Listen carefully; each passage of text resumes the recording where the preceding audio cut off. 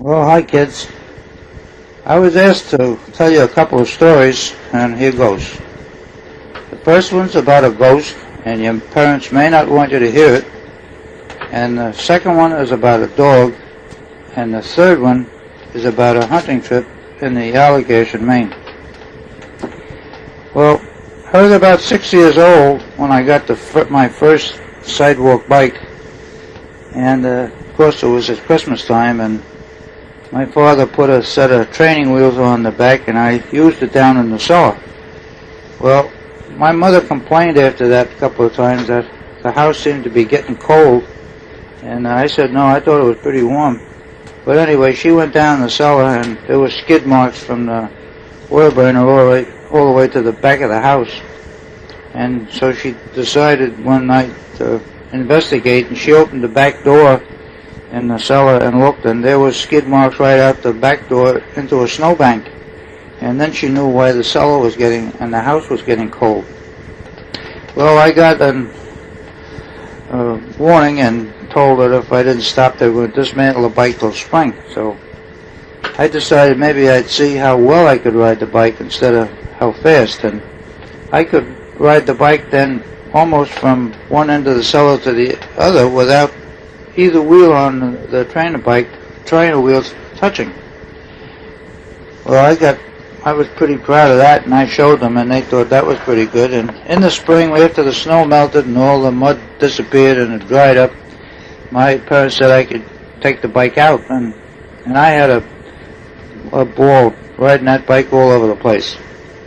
And a few days later, I said I thought I could take the training wheels off, that I could ride good enough, and so my father did. And then I showed him how good I could ride, and I only hit 2 trees on the way back and 3 fences on the way up. And anyway, a couple more days after that, I really could ride it pretty good. Well, it didn't take me too long to ask them when I could go around the whole block. And my mother thought for a minute, and she says, well, yes, providing you promise me 2 things. One is you don't go near the quarry, and the second is you don't go near the haunted house.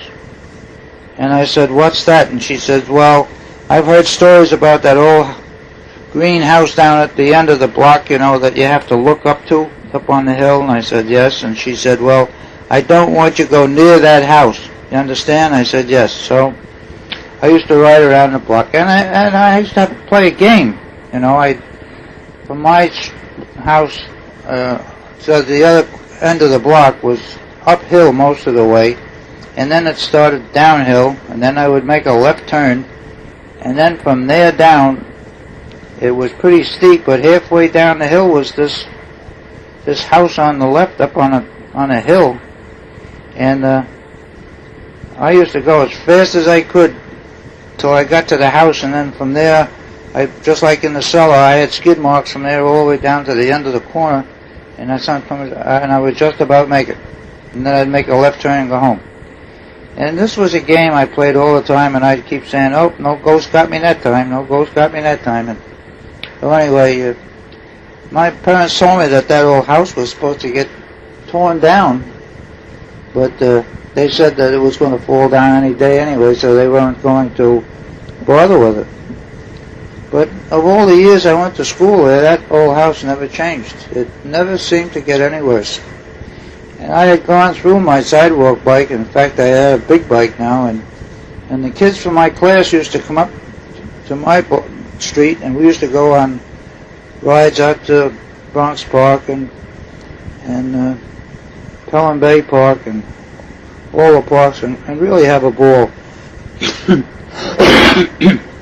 Excuse me. And then after that, they came around one time on a Saturday, and there was four of them and my friend and I, and it made 6 of us, and we started riding around, and we went right by that old haunted house, and one of the fellas said, let's go in there and wake up the old ghost. Well, I guess with 6 fellas there, we kind of felt kind of brave, and so we parked our bicycles down on the sidewalk in front of the house, and climbed the steps up to the house, and you were looking straight up, boy, and that thing sure looked scary. Well, we got up on the porch, and there was one window that had been boarded up, I guess, but there was no boards on it now, and there was no window there either. But all the rest of the doors and windows and everything was all boarded up.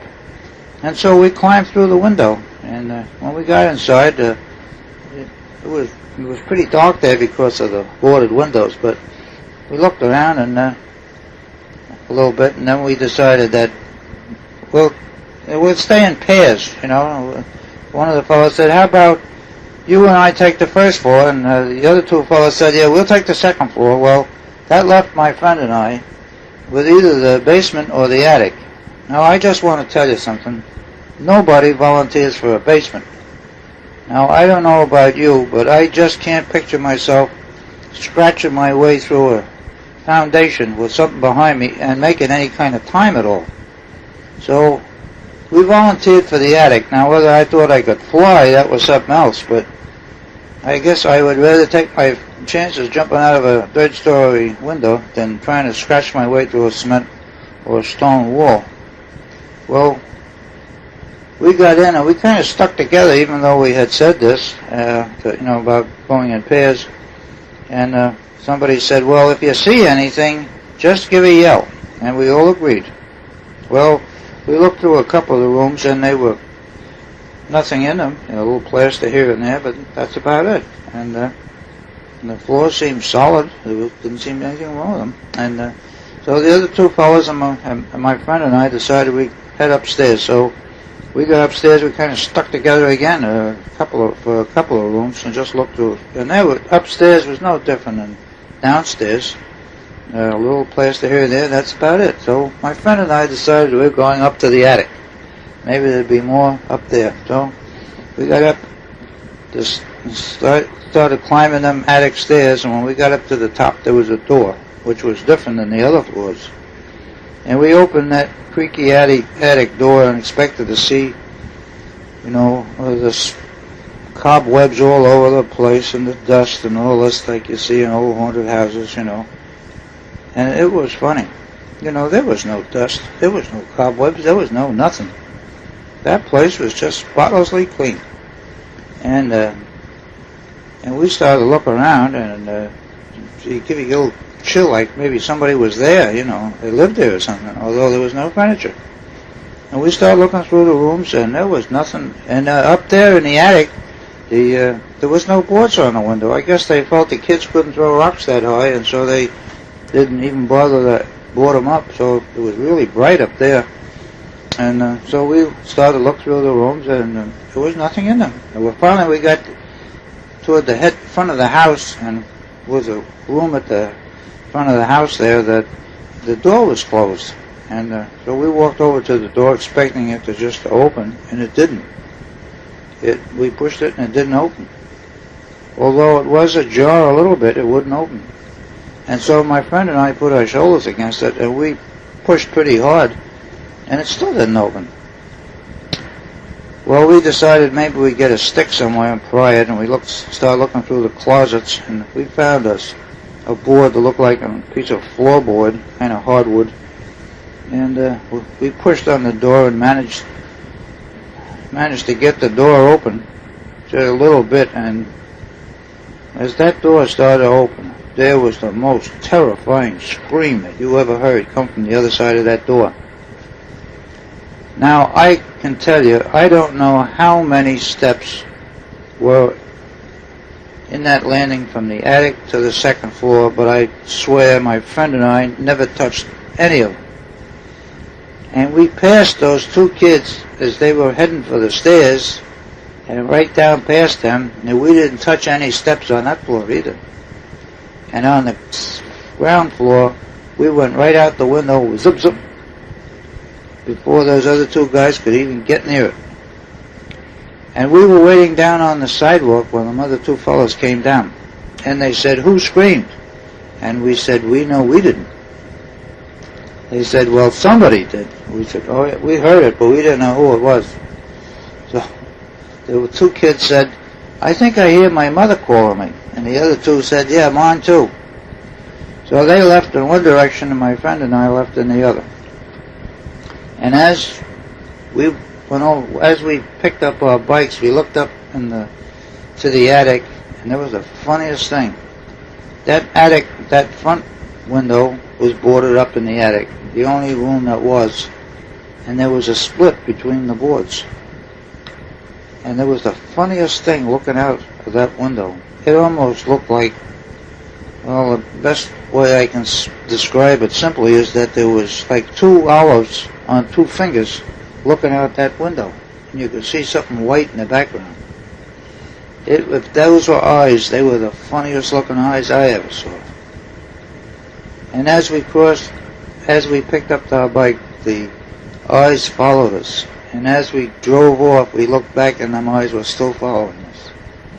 That was an awful eerie feeling. Well, we didn't tell our parents, but every time we passed that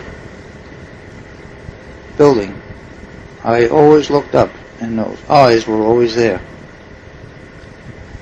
Well, a couple of years later, I had moved, and I went back, and the building was gone.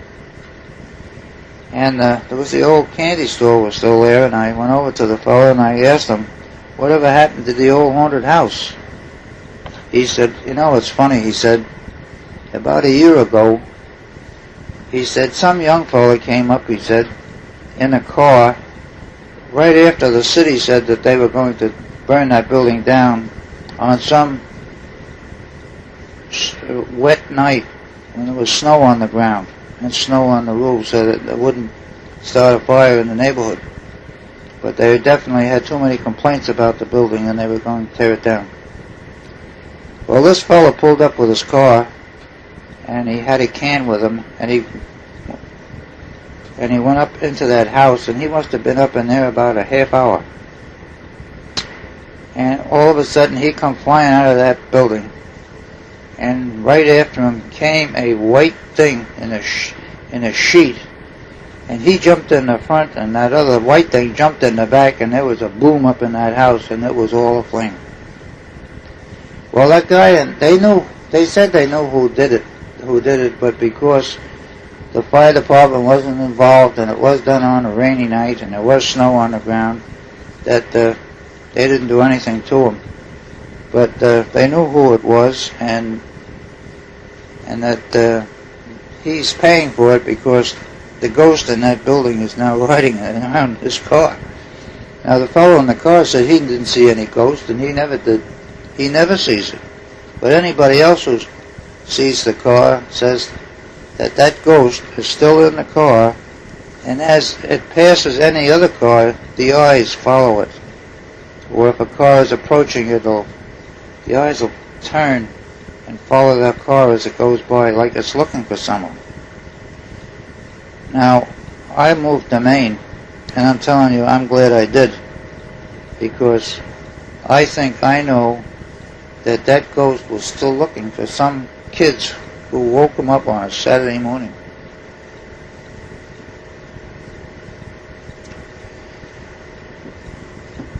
I hope you're not too scared about that.